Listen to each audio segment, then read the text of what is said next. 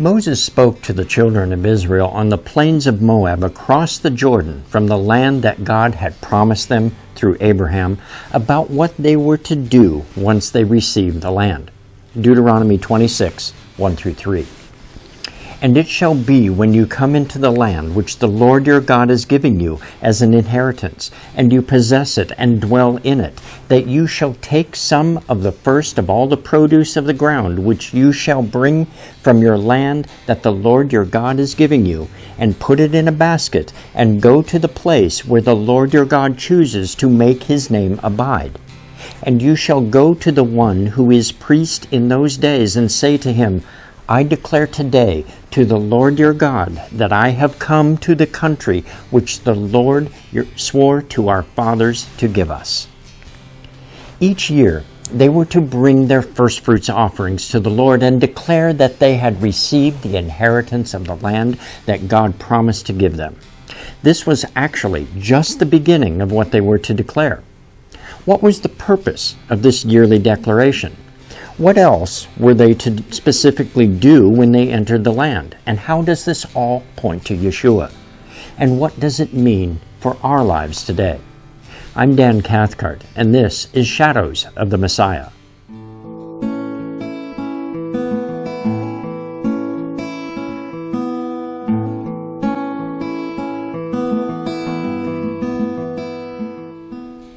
This instruction to the children of Israel comes in 3 parts.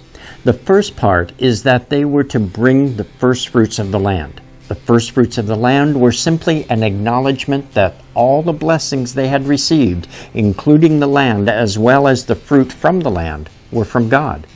Deuteronomy 26, verses 9-10. He has brought us to this place and has given us this land, a land flowing with milk and honey. And now, behold, I have brought the firstfruits of the land, which you, O Lord, have given me. Then you shall set it before the Lord your God, and worship before the Lord your God. This was an occasion to worship the God who loved them and gave them good gifts. Second, they were to take their offerings to the place where God would place his name. In the teaching on the Torah portion Reah, we showed that ultimately that place was destined to be Jerusalem. But we shall see the first place that God placed his name in the promised land was on Mount Ebal, above the city of Shechem, across from Mount Gerizim. The third thing that they were to do was to make this declaration, which begins with the proclamation that the land was a gift from God.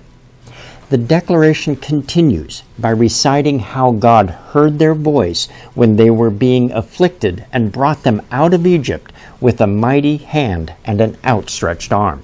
Deuteronomy 26, verses 7-8. Then we cried out to the Lord God our fathers, and the Lord heard our voice and looked on our affliction and our labor and our oppression. So the Lord brought us out of Egypt with a mighty hand and with an outstretched arm and with great terror and with signs and wonders. But the children of Israel weren't just to sit back and revel in all the things that God gave them, keeping the material blessings to themselves. Long before the phrase "pay it forward" became popular, God told his people to bless others as they had been blessed. Look at Deuteronomy 26, verses 11-12. So you shall rejoice in every good thing which the Lord your God has given to you and to your house, you and the Levite and the stranger who is among you, when you have finished laying aside all the tithe of your increase in the 3rd year, the year of tithing, and have given it to the Levite, the stranger, the fatherless, and the widow, so that they may eat within your gates and be filled. In fact, they couldn't complete their declaration before God until they had blessed the Levite, the stranger, the fatherless, and the widow. Look at Deuteronomy 26, verse 13.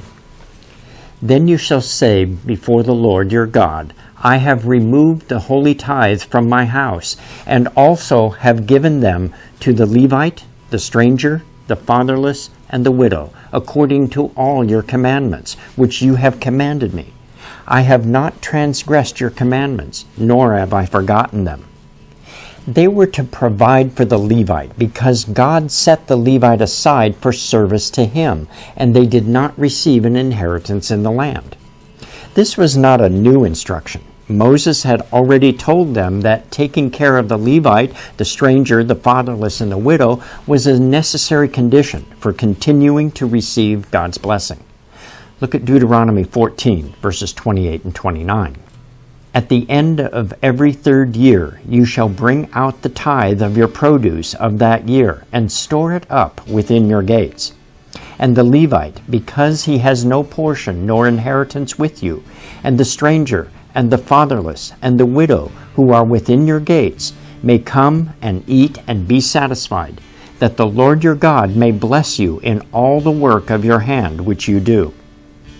Yeshua backs up this request from God to take care of the stranger and the fatherless and the widow. He told his disciples that when the Son of Man came, the reward he handed out would be based on how each one treated those who were in need. Look at Matthew 25, verses 34 through 36.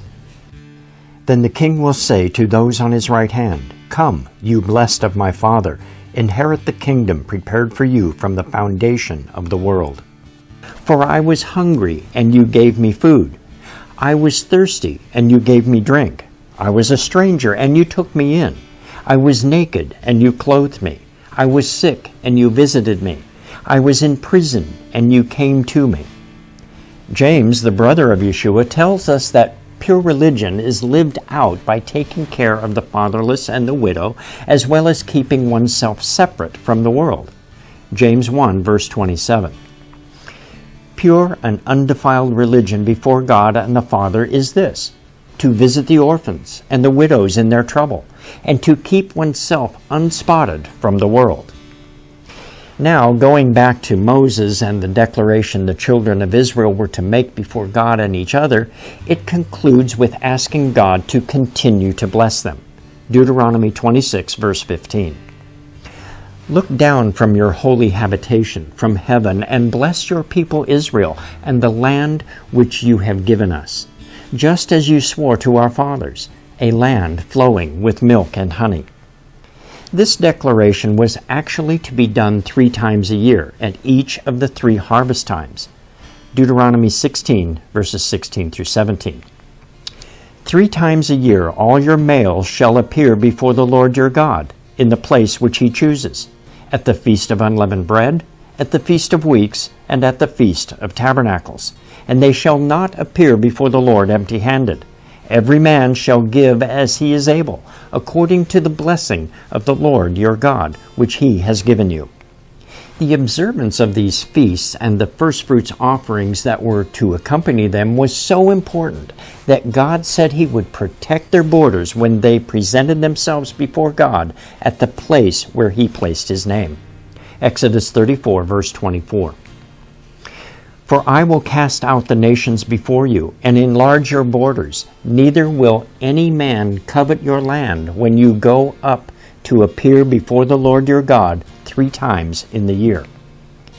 Now let's turn back to the first place where God placed his name in the land of Israel. Deuteronomy 27, verses 4 through 5. Therefore it shall be, when you have crossed over the Jordan, that on Mount Ebal you shall set up these stones, which I command you today, and you shall whitewash them with lime. And there you shall build an altar to the Lord your God, an altar of stones. You shall not use an iron tool on them. God referred to this place when he first spoke the 10 words to the children of Israel at Mount Sinai. Exodus 20, verses 24 through 25. An altar of earth you shall make for me, and you shall sacrifice on it your burnt offerings and your peace offerings, your sheep and your oxen. In every place where I record my name, I will come to you, and I will bless you. And if you make me an altar of stone, you shall not build it of hewn stone, for if you use your tool on it, you have profaned it. This was the first place they were to set up an altar to God in the Promised Land. This altar was a different altar than the bronze altar built specifically for use in the tabernacle of God. The bronze altar was built of acacia wood and coated with bronze, not stone. It was the work of gifted artisans, commissioned by God to build all the articles of the tabernacle. The altar of stone was made of raw stone that had not been worked by the hand of any man. So what was the purpose of this special altar that God required them to build when they came into the land? First, there was only to be one altar built, and it was to be built where God placed His name. They were not to bring their offerings anywhere except to the one place where God placed His name. Deuteronomy 12:13 through 14. Take heed to yourself that you do not offer your burnt offerings in every place that you see, but in the place which the Lord chooses. In one of your tribes, there you shall offer your burnt offerings, and there you shall do all that I command you. So this altar of God set up on Mount Ebal was for a special event. The event was the renewing of the covenant that God had made with the children of Israel at Mount Sinai. Moses instructed the people on what would happen on that day. Look at Deuteronomy 27:9 through 10. Then Moses and the priests, the Levites, spoke to all Israel, saying, Take heed and listen, O Israel. This day you have become the people of the Lord your God. Therefore you shall obey the voice of the Lord your God, and observe His commandments and His statutes, which I command you today. The altar used to establish the covenant at Mount Sinai was also made of stone, where the children of Israel brought their burnt offerings and their peace offerings. Look at Exodus 24, verses 3 through 5. So Moses came and told the people all the words of the Lord and all the judgments. And all the people answered with one voice and said, All the words which the Lord has said we will do. And Moses wrote all the words of the Lord. And he rose early in the morning and built an altar at the foot of the mountain, and 12 pillars according to the tribes of Israel. Then he sent young men of the children of Israel who offered burnt offerings and sacrificed peace offerings of oxen to the Lord. Moses completed the ceremony at Mount Sinai by taking the blood of the oxen and sprinkling half on the altar and half on the people. The people declared that they would do all that the Lord commanded them to do. The events on Mount Ebal recreated this event. The children of Israel didn't have God appearing in smoke and His voice echoing in the thunderings and lightnings as they did on Mount Sinai, so God instructed them to be His voice instead. Half of the people were to stand on Mount Gerizim and shout out all the blessings God would pour out on those who kept the covenant with Him, and the other half were to stand on Mount Ebal and shout out all the curses that would come on Israel if they broke the commandments. Look at Deuteronomy 27:11 through 13. And Moses commanded the people on the same day, saying, These shall stand on Mount Gerizim to bless the people when you have crossed over the Jordan: Simeon, Levi, Judah, Issachar, Joseph, and Benjamin. And these shall stand on Mount Ebal to curse Reuben, Gad, Asher, Zebulun, Dan, and Naphtali. At this ceremony within the Promised Land, God would establish Israel as His nation. Deuteronomy 28, verses 9 through 10. The Lord will establish you as a holy people to Himself, just as He had sworn to you. If you keep the commandments of the Lord your God and walk in His ways, then all the peoples of the earth shall see that you are called by the name of the Lord, and they shall be afraid of you. Joshua described this covenant ceremony taking place in Joshua chapter 8, just as Moses described. But why did God specify using unhewn stone, stating that using a tool on the stone of the altar would profane the altar? This covenant that God made with the children of Israel was not a covenant made between equal parties. God alone made this covenant possible, and this covenant goes back to Abraham. When God made the covenant with Abraham, God alone walked between the parts of the covenant sacrifice. After Abraham prepared the sacrifice by cutting them into two, he laid the pieces, the parts, across from each other, and God completed the ceremony. Look at Genesis 15, 17 through 18. And it came to pass, when the sun went down, and it was dark, that, behold, there appeared a smoking oven and a burning torch that passed between those pieces. On the same day the Lord made a covenant with Abraham, saying, To your descendants I have given this land, from the river of Egypt to the great river, the river Euphrates. God stated his promise to give the land to Abraham's descendants.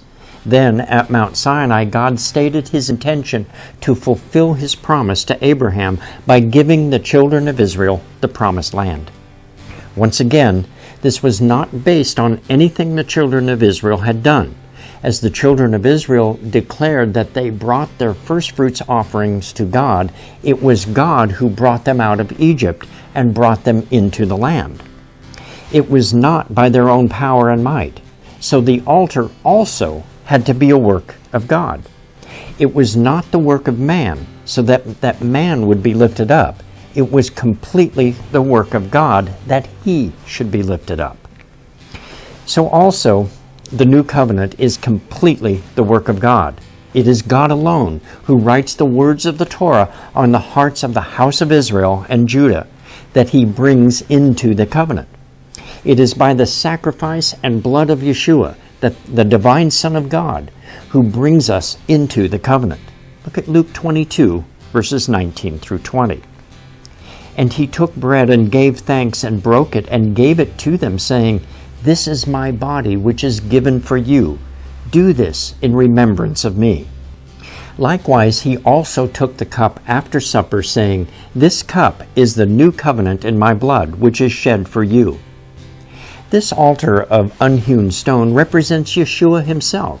Like the altar, Yeshua was not the product of any man, nor was he beautiful in man's eyes.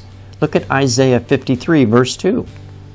For he shall grow up before him as a tender plant, and as a root out of dry ground. He has no form or comeliness, and when we see him, there is no beauty that we should desire him. King Nebuchadnezzar of Babylon had a vision in which an unhewn stone destroyed the image of a man. Daniel interpreted this vision to mean that the unhewn stone was the kingdom of Messiah, which destroyed the kingdoms of men. This altar of unhewn stone then represents the kingdom of Messiah and the everlasting covenant between man and God. It is totally the accomplishment of God. The children of Israel had the choice on that day to enter into the covenant with God, and Moses tells them that today they enter into the covenant. Deuteronomy 26, verses 16 through 17. This day the Lord your God commands you to observe these statutes and judgments. Therefore you shall be careful to observe them with all your heart and with all your soul. Today you have proclaimed the Lord to be your God, and that you will walk in his ways and keep his statutes, his commandments, and his judgments, and that you will obey his voice. At the base of Mount Ebal and Mount Gerizim, Joshua presented the children of Israel with the choice of choosing that day whom they would serve. We also have the choice today of whom we will serve. When we enter into the promised land of the kingdom of Messiah, let us do so by bringing the first fruits of the land and declaring that this day God has brought us out of the Egypt of our slavery to sin and the flesh and brought us into the land flowing with milk and honey. Let us do so today by paying it forward and sharing both the material blessings and the blessings of salvation with the stranger, the fatherless, and the widow. Thanks for watching today. I'm Dan Cathcart, and this has been Shadows of the Messiah. Shalom, and be blessed.